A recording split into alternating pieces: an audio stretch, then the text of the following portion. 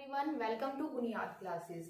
In today's class we are going to discuss about the NET preparation or strategy for CSIR NET JRF Life Sciences. CSIR NET JRF Life Sciences का जो exam है वो साल में 2 बारी होता है, जून में और दिसंबर में, इन जून और इन दिसंबर। उसके लिए कैसे अपने आप को प्रिपेयर किया जाए, कैसे उसकी क्या स्ट्रेटजी अपनानी चाहिए, क्या क्वेश्चन का डिस्ट्रीब्यूशन है डिफरेंट मॉड्यूल्स में, उसकी मार्किंग और आप कौन कौन सी यूनिट्स को चूज कर सकते हो, आपके लिए कौन सी यूनिट्स बेटर हैं, क्या स्ट्रेटजी होनी चाहिए, हम सारा इस वीडियो में पूरे लेक्चर में डिस्कस करेंगे। तो सबसे पहले सबको पता ही होगा जो इसके लिए प्रिपेयर कर रहे हैं कि जो पेपर है it is of 200 marks, 200 marks का पूरा पेपर है, out of which you have to attempt 145 questions. क्योंकि क्वेश्चंस जो है पार्ट ए, बी और सी में जो डिवाइडेड हैं, तो जो टोटल जो हमारे पास जो क्वेश्चंस होते हैं उनका नंबर ज्यादा है, लेकिन आपको सिर्फ 145 अटेम्प्ट करने, आपके पास चॉइस है। जैसे कि in part A you have to attempt only 15 questions, in part B you have to attempt 35 out of 50, in part C the number is 25 out of 75। तो आपके पास चॉइस भी काफी अच्छी सारी है। इन क्वेश्चंस को आपने अटेम्प्ट करना है, खाली इन क्वेश्चंस को। This is 145। तो 145 क्वेश्चंस आपने अटेम्प्ट करने हैं, इतनी आपको चॉइस दे रखी होगी। अगर पार्ट ए और बी की बात करी जाए तो दोनों पार्ट्स के जो क्वेश्चंस हैं वो 2 मार्क्स के होते हैं, पार्ट सी के जो क्वेश्चंस हैं वो 4 मार्क्स के होते हैं, और नेगेटिव मार्किंग पार्ट ए और बी की 0.5 मार्क्स होगी और पार्ट सी की नेगेटिव मार्किंग होती है 1 मार्क्स। नेगेटिव मार्किंग तीनों सेक्शंस में होती है, लेकिन पार्ट सी का जो कंट्रीब्यूशन और शेयर है वो ज्यादा है, इसलिए नेगेटिव मार्किंग भी ज्यादा होती है। अब अगर पार्ट ए की बात करी जाए तो पार्ट ए के जो क्वेश्चंस होते हैं they are based on general aptitude और रीजनिंग के क्वेश्चंस होते हैं, बेसिकली रीजनिंग के क्वेश्चंस होते हैं। इन पार्ट बी के जो क्वेश्चंस हैं वो होते हैं फैक्चुअल क्वेश्चंस। फैक्चुअल क्वेश्चंस होते हैं यस और नो की तरह होंगे कि हाँ ये बात है या नहीं है, ज्यादा सोचने की जरूरत नहीं है, मेमोरी बेस्ड होंगे। अगर आपने अच्छे से रिवीजन कर रखी होगी, आपने चीजें याद कर रखी होगी तो फैक्चुअल क्वेश्चंस हैं, इजीली आप उनको कर पाते हो। अब बात आती है दिस इज पार्ट बी। अब अगर बात करें हम पार्ट सी की, तो जो पार्ट सी वाला हमारा सेक्शन है इसमें जो क्वेश्चंस आते हैं they are based on research applications. Mainly applications पर क्वेश्चन बेस्ड होते हैं, रिसर्च एप्लीकेशंस, और हम इनको कह सकते हैं कि वो जो आपके लिए उसके लिए रिक्वायरमेंट होती है थोरो नॉलेज की, थोरो अंडरस्टैंडिंग की। तो अंडरस्टैंडिंग वाले क्वेश्चंस आएंगे इसमें, यस और नो इस तरीके से नहीं आएगा कि आंसर ए है या बी है या सी है। एक से ज्यादा आंसर भी हो सकते हैं, 1 ए और बी भी हो सकता है, सी और डी भी हो सकता है उसका आंसर। तो जो अगर हम इसकी बात करें कि किस तरीके के क्वेश्चंस होते हैं, पार्ट ए के क्वेश्चंस जनरल एप्टीट्यूड और रीजनिंग के होंगे, पार्ट बी के फैक्चुअल क्वेश्चंस मेमोरी बेस्ड पर होंगे, पार्ट सी जो है वो रिसर्च एप्लीकेशंस और आपकी थोरो अंडरस्टैंडिंग डीप नॉलेज के बेसिस पर होंगे, जो कि 4 नंबर का सेक्शन होता है। तो जब आप पेपर अटेम्प्ट करने के लिए जाते हैं तो सबसे ज्यादा जो इंपॉर्टेंट होता है दैट इज सेक्शन सी और पार्ट बी। सबसे इंपॉर्टेंट होता है सेक्शन सी को अच्छे से अटेम्प्ट करना। ये जो है कि कौन सा पार्ट को कितना टाइम देना चाहिए, उसको कैसे करना चाहिए, वो हम थोड़ी देर बाद डिस्कस करेंगे। उससे पहले हम एक बार ये देख लेते हैं कि कौन कौन से हमारी यूनिट, कौन कौन से मॉड्यूल्स होते हैं और प्रीवियस ईयर में उनसे कितने कितने मार्क्स के क्वेश्चन पूछे गए हैं। जैसे कि अगर हम सिलेबस की बात करते हैं तो सिलेबस को 13 यूनिट्स और मॉड्यूल्स के अंदर डिवाइड किया गया है। ये सारी यूनिट्स के नाम मैंने लिखे गए हैं, ये सारी हेडिंग्स हैं। इनके अंदर जो है और इलेबोरेशन के साथ इनमें कौन कौन से टॉपिक है वो आपको सिलेबस पर मिल जाएगा। अगर आप साइट पर जाओगे बुनियाद क्लासेस की, you will get a complete syllabus for net life sciences और जेआरएफ लाइफ साइंसेज। अब हम बात करते हैं मार्क्स डिस्ट्रीब्यूशन प्रीवियस ईयर्स में। ये जो मैंने लिखे हुए हैं ये हमने कुछ प्रीवियस ईयर से क्वेश्चन पेपर्स को स्टडी करके यहाँ पर मार्क्स डिस्ट्रीब्यूशन लिखा गया है। अगर मार्क्स डिस्ट्रीब्यूशन की हम जनरल बात करें तो पूरे के पूरे पेपर में आप देखोगे कि सारा का सारा इक्वल डिवीजन है। कोई भी यूनिट आप ऐसा नहीं कह सकते कि इससे तो पूछा ही नहीं जाता है, सब कुछ इसी से पूछा जाता है। 13 की 13 यूनिट्स जो हैं वो पूरा का पूरा लाइफ साइंसेस के पेपर को कवर करता है। CSIR सभी को वेटेज देता है। अब जो बात आती है सबसे ज्यादा मार्क्स की, अगर हम बात करें तो यूनिट 13 है। ये जो है यूनिट 13 में अगर आप 2019 का पेपर उठा के देखोगे, 2019 जून का पेपर देखोगे तो मैक्सिमम जो मार्क्स जो है वो पूछे गए थे इस यूनिट से, that is methods in biology, जो कि करीब 40 मार्क्स के करीब का जो है पेपर इस यूनिट से आया हुआ था। अब बात करें अगर सबसे कम भी, इतने कम भी नहीं है, 16 के अराउंड जो क्वेश्चंस हैं वो इस यूनिट से पूछे गए हैं अप्लाइड बायोलॉजी से, तो इसका वेटेज कम है। लेकिन ये दोनों यूनिट्स यानी कि यूनिट 12 और यूनिट 13 एक दूसरे के साथ इंटर रिलेटेड है, इसीलिए हम ये नहीं कह सकते इससे कम है। अगर आप ये यूनिट चाह रहे हो करना है तो ये तो आपको जो इसके लिए जाना ही पड़ेगा। अब बात करते हैं जो स्टार्टिंग वाली यूनिट्स है। आपने देखा होगा अगर मार्क्स डिस्ट्रीब्यूशन में हम देखें 32 ये ऑन एंड एवरेज इतने क्वेश्चंस इनसे पूछे ही जाते हैं, और यहाँ जो मार्क्स लिखे हुए हैं ये दोनों सेक्शंस के मार्क्स हैं, that is part B and C, जो कि हमारा पार्ट बी है और जो हमारा पार्ट सी है, इसके नंबर मिला के ये दोनों जो है हमने मार्क्स यहाँ पर लिखे हुए हैं। अब जो हमारी जो यूनिट 1 to 4 है, यूनिट 1 to 4 की अगर हम बात करें तो हर एक यूनिट से ऑन एंड एवरेज 30 मार्क्स के जो क्वेश्चंस हैं वो पूछे जाते हैं। यूनिट 1 से 4 तक on and average 30 marks from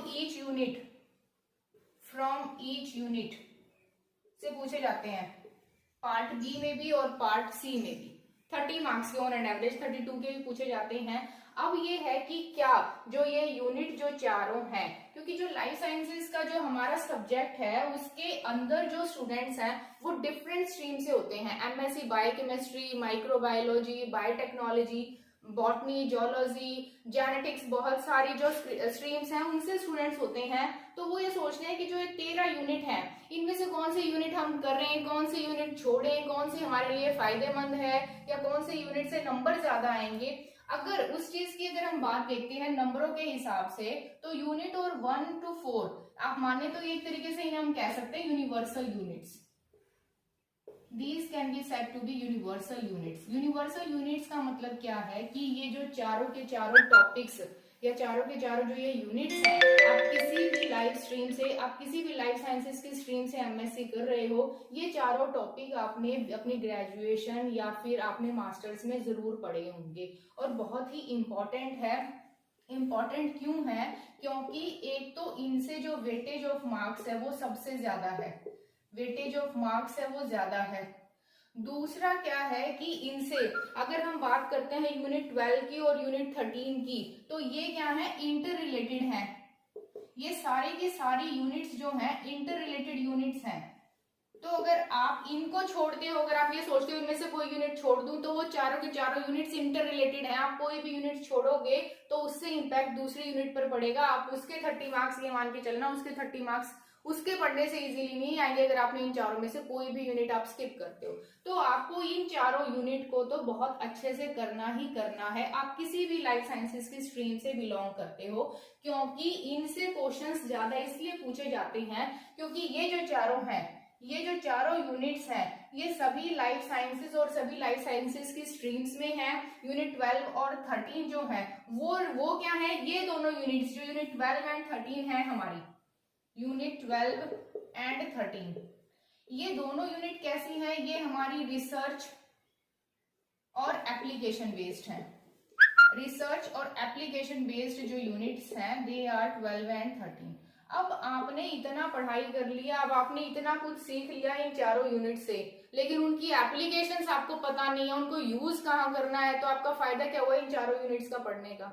अगर आपने ये चारों यूनिट्स अच्छे से कर ली हैं तो उनकी एप्लीकेशन, उनको रिसर्च में हम कैसे यूज कर सकते हैं, क्या क्या मेथड्स फॉलो करते हैं उनकी स्टडी के लिए, वो इस दोनों यूनिट्स में है।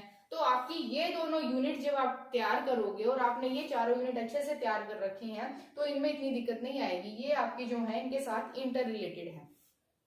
अब जो आते हैं कुछ स्टूडेंट स्पेसिफिक होते हैं, जैसे बॉटनी के हैं, जोलॉजी के हैं, वो हिसाब से यूनिट देख सकते हैं। जैसे यूनिट 6 है, प्लांट की है, तो बॉटनी वाला स्टूडेंट सोचेगा कि हाँ ये वाली जो यूनिट है वो उसने पढ़ रखी है, उसको अच्छे से कर सकता है। ये वाली जो है जोलॉजी वाले स्टूडेंट सोच सकते हैं कि ये हमने करनी है।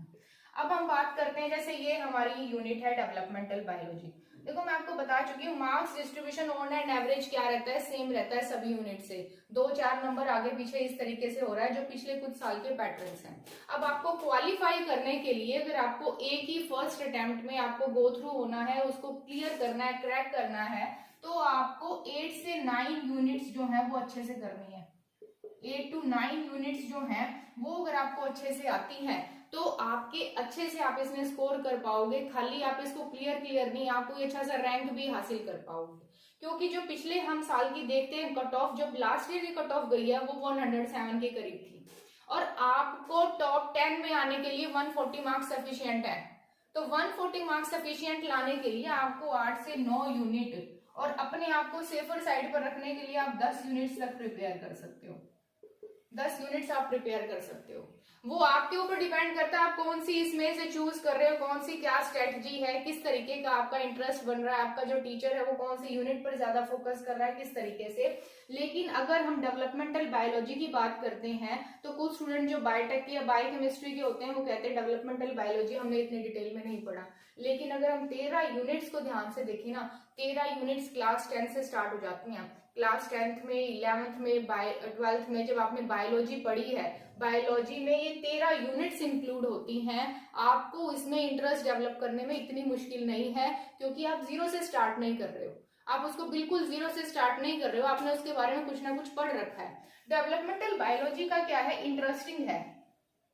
डेवलपमेंटल बायोलॉजी इंटरेस्टिंग है, और इससे जो है क्वेश्चंस जो आते हैं वो बहुत ही वैसे क्वेश्चंस रिपीटेशन बेस्ड क्वेश्चन है। अगर आप पिछले साल के क्वेश्चन पेपर उठा के देखोगे तो उन्हीं 5-6 साल के क्वेश्चंस के अगर आप पैटर्न देखो तो डेवलपमेंटल बायोलॉजी आप इजी से कर पाओगे।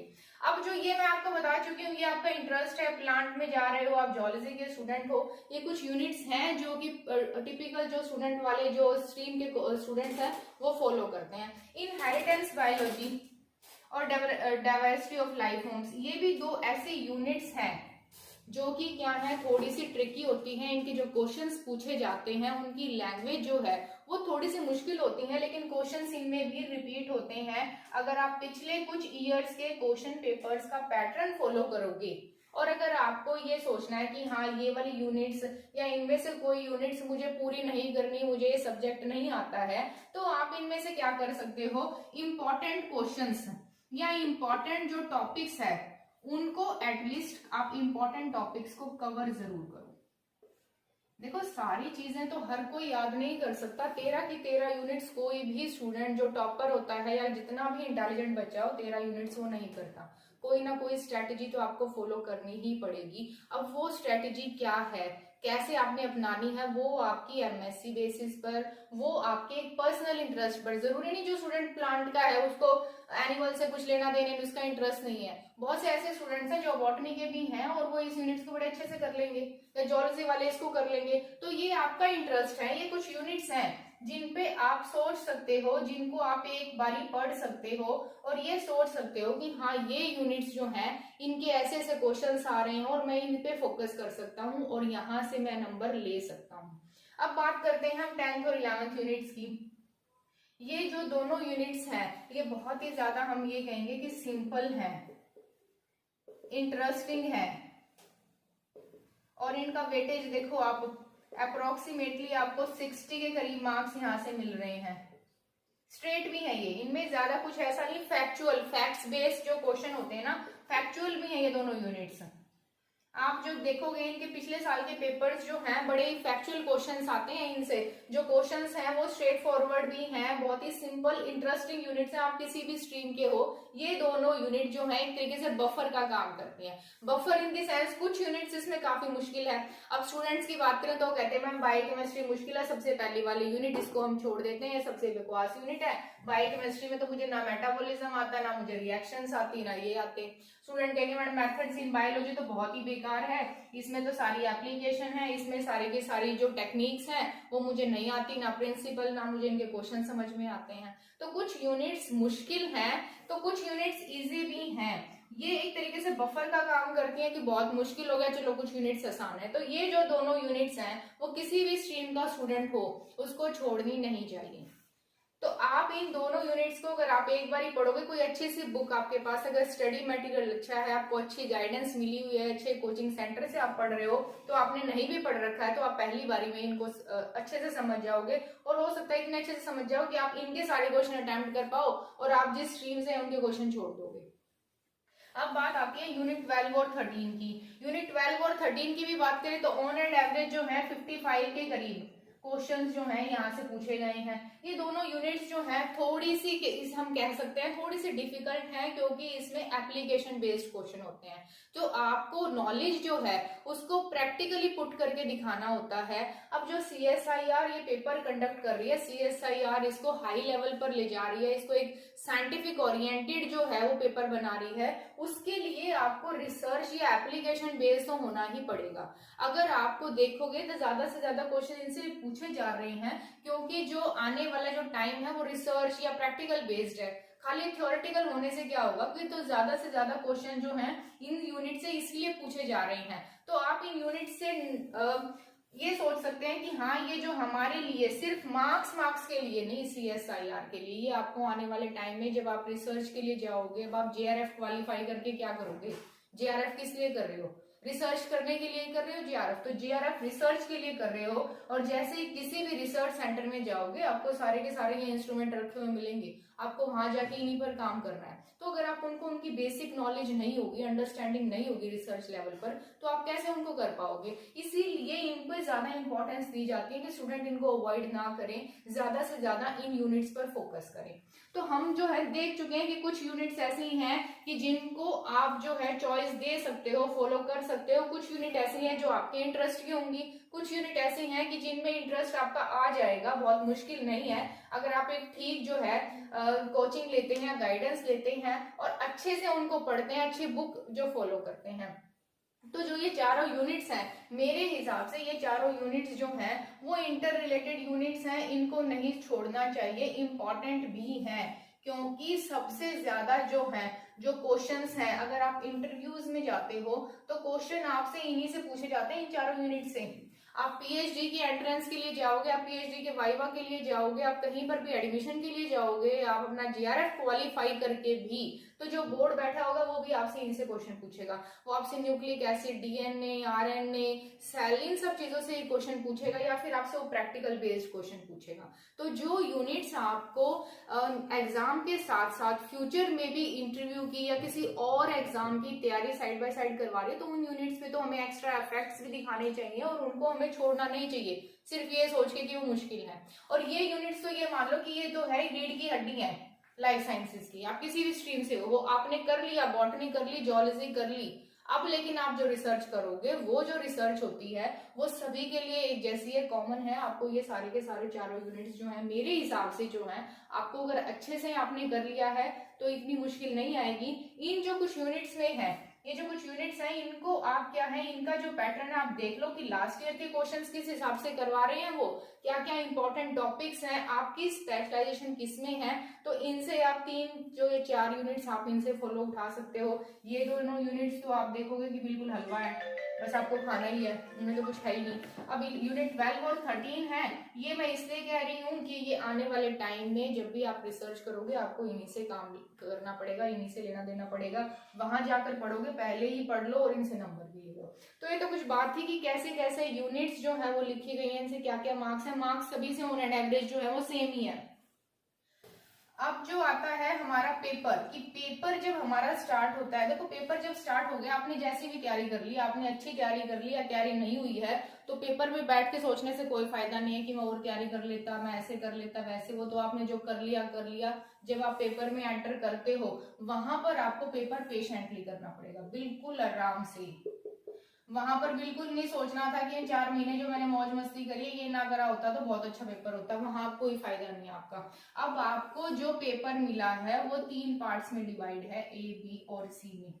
तो जैसे ही आपको पेपर मिलता है, सबसे पहले जो आप देखोगे, कोई भी आपको गाइड करेगा, कहीं पर भी आप देखते हो तो वो कहेगा पेपर जो है पार्ट सी से स्टार्ट करो, क्योंकि जो पार्ट सी की वेटेज है, अगर आप पार्ट सी की वेटेज देखते हो तो ये 100 मार्क्स हैं, 100 के करीब मार्क्स हैं। अब जो पिछले साल की कट ऑफ थी 107 के करीब गई है, जो कट ऑफ गई है। उसके अलावा आपको, क्योंकि भाई जब भी पेपर में बैठोगे आप सोचोगे कि हाँ मेरे को क्रैक नहीं करना, जिस बच्चे ने इतनी तैयारी करी है कि कोई रैंक भी हासिल करूं, टॉप 10 बच्चे को सीधी की सीधी स्कॉलरशिप मिलती है। अब जो टॉप 10 वाले बच्चे हैं, अगर आपको टॉप 10 में भी आना है तो आपको 140 प्लस नंबर अगर आपके हैं तो आप टॉप 10 में आ जाओगे, ऐसा कुछ है। अब देखो 140 अगर आपको मार्क्स लेने, 100 मार्क्स का तो सेक्शन सी जो है वो ही है हमारा। और पिछले साल 2019 का अगर आप पैटर्न फॉलो करोगे तो जो ये वाली यूनिट थी हमारी, जो बायोकेमिस्ट्री, इसको अगर हम जनरली बोले, या फिर मॉलिक्यूल्स एंड देयर इंटरेक्शन जो बायोलॉजी वाली है, इस यूनिट से जो क्वेश्चन स्टार्ट हुए वो 71 या 72 से स्टार्ट हुए हैं, अप टू 76 या 78 ऐसा पैटर्न फॉलो है। फिर 79 से यहाँ तक, फिर 84 से, इस तरीके से ऐसे जो है सीधे क्वेश्चन आए हुए हैं। तो आप क्या करोगे, जैसे ही आप पार्ट सी में जाते हो, आप अपनी चॉइस से जो जो आपने जो यूनिट्स अच्छे से प्रिपेयर करी हैं, या जो क्वेश्चन आपको अच्छे से आते हैं, वहां से आप 20 से 25 के करीब क्वेश्चंस जो हैं वो सेलेक्ट कर लो, पहले एक बारी रिवाइज करके। एक बारी क्वेश्चन पढ़ के आप 20 से 25 क्वेश्चंस के करीब सेलेक्ट करो, पहले रैंडमली जल्दी जल्दी से देखो कि हाँ ये क्वेश्चंस मेरे इंटरेस्ट के हैं, इन पे मैंने मेहनत कर रखी है और इनको मैं आसानी से करूंगा, उन पे आप टिक करते जाओ और उनको सेलेक्ट कर लो। अब जब आपने सेलेक्ट कर लिए तो करीब के करीब 40 से 50 मिनट्स जो आपकी स्टार्टिंग की है, 40 से 50 मिनट्स में आप कोशिश करो इन क्वेश्चंस को अटेम्प्ट करने की। अब आपने यहाँ से जो 40 से 50 मिनट्स के करीब जो है, अब देखो क्वेश्चन आप कितने करो, अब मैं ये कहूंगी इस सेक्शन में से आप 18 कर लेना, इसमें से 22 कर लेना, आपको जितने आते हैं क्वेश्चन 25 है, आप कोशिश करो कि 20 के करीब तो आप क्वेश्चन इसमें से अटेम्प्ट कर ही लो। अगर आपको 20 से ज्यादा में श्योरिटी है तो आप वो अटेम्प्ट करो, लेकिन अगर आपने 20 क्वेश्चन अटेम्प्ट कर लिए और वो ठीक है, that means you have scored 80 marks out of this section. अब जब आपके 40 से 50 मिनट्स हो गए हैं, इस सेक्शन को आपने डिवोट कर लिए हैं, आप इस सेक्शन में से क्या करो कि ये जब सेक्शन 40-50 मिनट्स हो गए हैं और सपोज करो आपने इसमें से 20 क्वेश्चंस अटेम्प्ट कर लिए हैं, या आपने इसमें से 18 क्वेश्चंस के करीब जो है वो अटेम्प्ट कर लिए हैं, आप इस सेक्शन को छोड़ सकते हो। छोड़ने का मतलब क्या है कि अब आप दूसरे सेक्शन को संभालो। ये नहीं कि पहले 3 क्वेश्चन सी के कर लिए, चलो फिर बीच में देख लेता हूँ बी में कैसे क्वेश्चन आए हुए हैं, चलो ए के ही देख लेता हूँ, उससे टाइम तो खराब होगा ही होगा और आपका कॉन्फिडेंस भी जो है कहीं ना कहीं आपका कॉन्फिडेंस भी लूज करोगे आप, क्योंकि जब भी आप क्वेश्चन पढ़ते हो, इसके देखते हो नहीं समझ में आ रहे हैं, बी के देखे नहीं समझ में आ रहे हैं, ए के देखे नहीं समझ में आ रहे हैं, चलो भैया इस साल तो होगा नहीं क्वालिफाई, अगले साल हम देखेंगे इसको, ऐसे नहीं होगा। आप एक बारी जब आपने तैयारी कर रखी है, कभी भी आपने जब भी तैयारी कर रखी, पेपर में बैठोगे हर बारी ऐसा ही लगेगा कि पेपर बड़ा मुश्किल है, अब की बारी नहीं हो पाएगा जो भी, लेकिन आपको उस टाइम सिर्फ और सिर्फ अपनी स्ट्रेटजी पे भरोसा करना है कि हाँ अब की बारी जो मैंने मेहनत करी है, आराम से अगर मैं स्ट्रेटजी को फॉलो करता हूं तो मेरे नंबर आएंगे और मैं क्वालिफाई करूंगा। आप जब सेक्शन सी को बड़ी आसानी से अगर आपने देख लिया, 20 या 18 क्वेश्चंस आपको लग रहे हैं कि ये तो 100% श्योर है, कॉन्फिडेंस भी आएगा, और उसके बाद आप पार्ट सी के लिए जाओ, सॉरी पार्ट बी के लिए जाओ। अब पार्ट बी में जो हमारे पास जो है, हमें क्वेश्चन करने होते हैं 35 और हमारे पास चॉइस होती है 50 की, तो 50 में से आपने 35 करने हैं। लेकिन अगर आप 50 में से 20 से 22 क्वेश्चन भी कर लेते हैं, 20 से 22 क्वेश्चन भी जो है पूरे अटेम्प्ट करते, अच्छे से अटेम्प्ट करते हो, यानी कि बिल्कुल गलत नहीं है, तो अगर हम इसको 2 से मल्टीप्लाई करें दैट मीन्स 40, 22 नहीं भी, तो आप 40 या फिर 38 जो मार्क्स हैं, अगर आप इस सेक्शन से ले रहे हो तो वो भी क्या है, बहुत अच्छी बात है। 35 नहीं भी आते हैं और नहीं भी कर रहे हो आप कुछ नहीं, तो आप ये जो है 40 से 38 मार्क्स जो है इस यूनिट से या इस सेक्शन से, अगर आप बिल्कुल 100% श्योर हो तो जो भी कमी पेशी आपकी इस सेक्शन में रह जाती है उसको कवर करेगा। क्योंकि देखो नेगेटिव मार्किंग भी है, जब आप क्वेश्चन करके आए हो तब आपको लग रहा है बहुत ठीक है, हाँ भी घर आके देखा है तो इसमें से 5 क्वेश्चन गलत हो गए, तो आपको इसमें जो चॉइस है वो बहुत ही, जिसे कहते हैं जुडिशियसली आपको इसको क्वेश्चंस को चूज करना है कि हाँ ये क्या है। आप इसमें भी 40 से 50 मिनट्स इस सेक्शन को दे सकते हो, क्योंकि जो क्वेश्चन है वो फैक्चुअल है, फैक्चुअल मतलब ज्यादातर तो क्वेश्चन ऐसे ही होते हैं, आपने क्वेश्चन रीड किया और उसका आंसर तुरंत क्लिक हो जाएगा कि हाँ ये आंसर है, ऐसे क्वेश्चंस होंगे। आपको बहुत ज्यादा रिसर्च या दिमाग नहीं लगाना पड़ेगा, फैक्चुअल और मेमोरी बेस्ड पर होंगे अगर आपको अच्छे से आता है तो। अब जब आपने इसमें 40 से 50 मिनट्स लगा दिए हैं, आपने इन दोनों सेक्शंस को जब कवर कर लिया है, तो आपको ये लगेगा कि हाँ भाई अब की बारी तो क्वालिफाई हो गया है, अब की बारी तो मैट अच्छे से क्वालिफाई करूंगा। और यही कॉन्फिडेंस जो है आपको पार्ट ए के लिए चाहिएगा, क्योंकि पार्ट ए के जो क्वेश्चन है बहुत ज्यादा ऐसी तैयारी वाली बात नहीं है, लेकिन इसमें जो क्वेश्चंस होते हैं वो होते हैं एप्टीट्यूड बेस्ड। एप्टीट्यूड बेस्ड है, आपकी रीजनिंग के ऊपर बेस्ड है।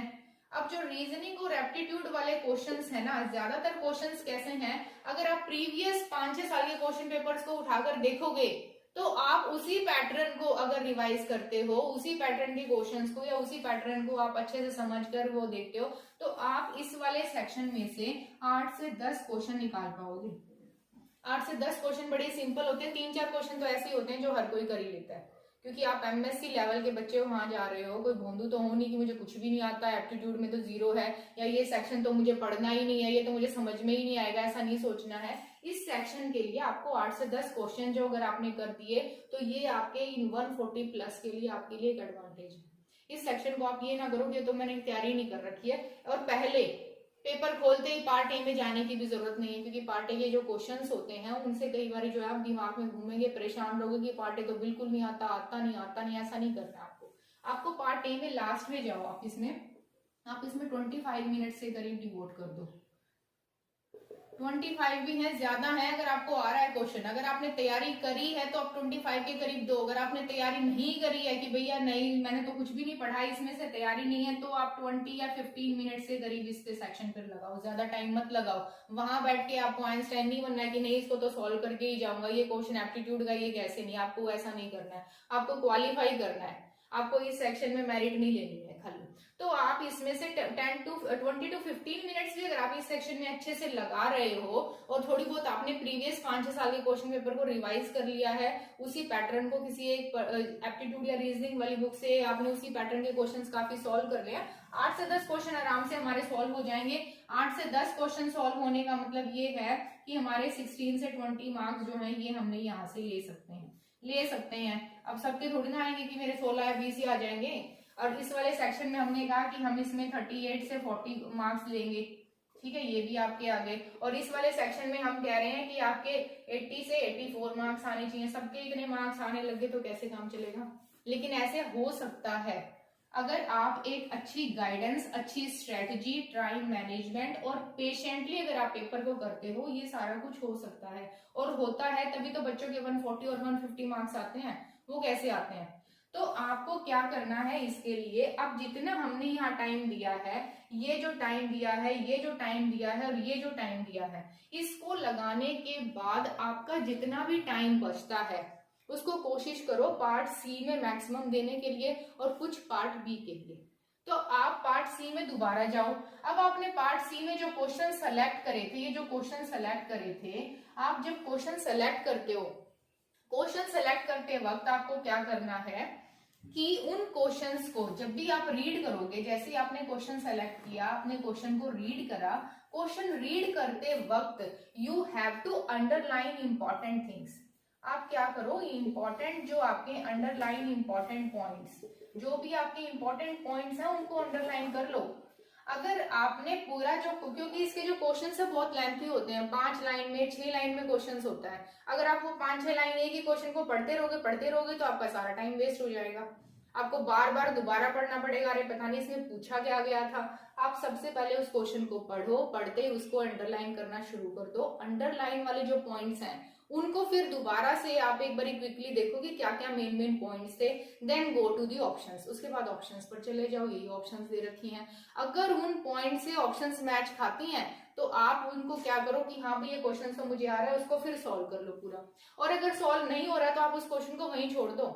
आपने वहां पर ये नहीं करके जाना नहीं जी मेरे को तो ये क्वेश्चन सॉल्व करना है, 100% ये यूनिट तो तैयार करी थी, इसमें तो 2 महीने लगाए थे और इसका क्वेश्चन कैसे सॉल्व नहीं होगा। अगर ऐसे वहां जिद करते रहोगे उस क्वेश्चन के साथ, वो क्वेश्चन आपका ना तो सॉल्व होगा, टाइम खराब होगा वो अलग, और आप उसको जबरदस्ती कोई ना कोई आंसर दे के आओगे तो हो सकता है कि वो रॉन्ग भी हो। तो आपको वहां पर सिर्फ क्वेश्चंस अटेम्प्ट करने हैं, 75 मार्क्स हैं, 75 क्वेश्चंस हैं और सिर्फ 25 ही करने हैं। और अगर आप देखो तो कोई भी, अगर आप 8 से 9 यूनिट भी बहुत अच्छे प्रिपेयर कर लेते हो तो 25 के 25 भी सॉल्व कर सकते हो। अगर 8 से 9 यूनिट अच्छे से और 10 यूनिट में तो कर ही लोगे, 10 या 11 यूनिट तो जो क्वेश्चंस का जो पैटर्न है, जो पिछले साल के प्रीवियस ईयर के क्वेश्चन पेपर है ना, वो बहुत मैटर करते हैं। आपकी रिवीजन बहुत मैटर करती है। आपको 5 से 6 साल का जो पैटर्न है उसको बिल्कुल भी नहीं भूलना है। 6 महीने जो है मोर देन सफिशिएंट है। अगर आप एक अच्छा जो गाइडेंस ले रहे हो उसके साथ साथ 6 महीने में आप आराम से क्लियर कर लोगे। और अगर आप बीएससी फाइनल ईयर के, सेकंड ईयर के या एमएससी प्रीवियस के स्टूडेंट हो तो आपके पास ऑटोमेटिकली 1 ईयर प्लस टाइम, आपके पास 1 साल से ज्यादा है। अब पिछले साल के क्वेश्चन पेपर्स लो, उनका पैटर्न देखो, खुद अपनी स्ट्रेटेजी बनाओ। आप जो ये स्ट्रेटेजी है अगर आप इस तरीके से भी बनाते हो, करते हो तो वेल एंड गुड, आप अपनी स्ट्रेटेजी भी बना सकते हो। आप हेल्प ले सकते हो कि इनके यूनिट से क्या क्या क्वेश्चन आ रहे हैं, उनके कैसे पैटर्न है, आप उसको फॉलो करने की कोशिश करो। और आने वाले लेक्चर्स में, अभी आने वाली जो हम कुछ वीडियोस और बनाऊंगी मैं, उन वीडियोस में मैं कोशिश करूंगी कि हर यूनिट से जो प्रीवियस ईयर में क्वेश्चन पूछे गए हैं उनसे हम डेली 1 या 2 क्वेश्चन, और वो भी ज्यादातर पार्ट सी में से, पार्ट बी के भी क्वेश्चंस होंगे, पार्ट सी के क्वेश्चंस को हम कैसे सॉल्व करें, क्या स्ट्रैटेजी अपनाएं पेपर में क्वेश्चन करते वक्त। तो डेली 1 या 2 क्वेश्चंस मैं जो है सॉल्व करने की कोशिश करूंगी, क्योंकि कुछ स्टूडेंट्स बार बार पूछ रहे हैं कि मैडम जो क्वेश्चंस करते हैं, हम पढ़ते हैं तो किस तरीके से करें। तो मैं आपको 1 या 2 क्वेश्चन डेली करके दिखाऊंगी। इसके बावजूद अगर आपकी कोई भी क्वेरी है, कुछ भी है, आप एक बार बुनियाद क्लासेस के साइट पर विजिट करो। वहां पर कोई भी क्वेरी आप रिसेप्शन पर बात करो, आप कमेंट बॉक्स पर भी डाल सकते हो। तो आप जो है अपनी तैयारी करो। We are with you. Thank you.